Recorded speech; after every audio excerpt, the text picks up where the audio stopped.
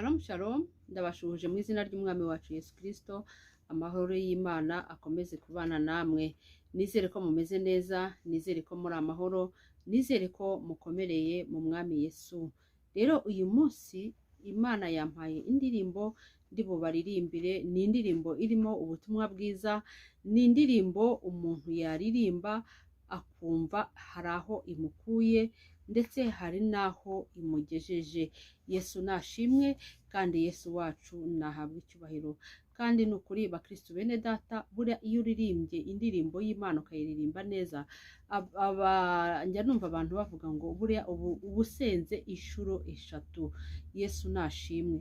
Rero nimureke ndirimba indirimbo, ijwi ryanjye ni ijwi ritari ryiza, ariko mwumve amagambo ari muri iyo ndirimbo, nibwo butuma ubutumwa Imana yampaye uyu munsi ngo mbubagezeho.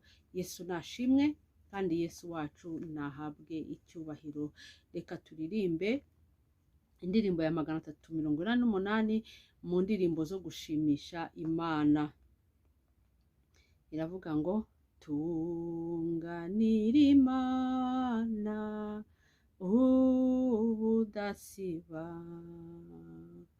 yuhora uyisenga kandi uyumvire,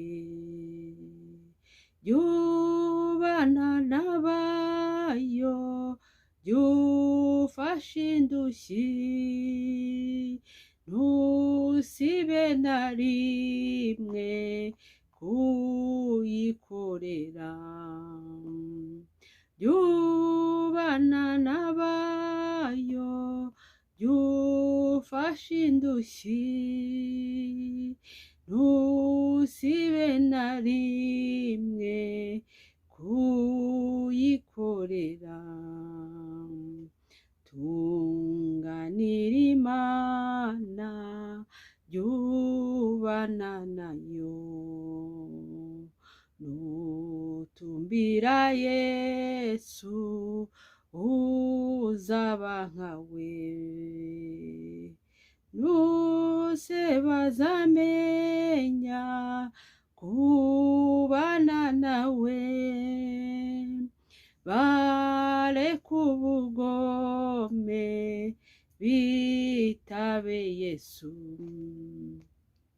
bose bazamenya kubana nawe, bareka ubugome bitabe Yesu.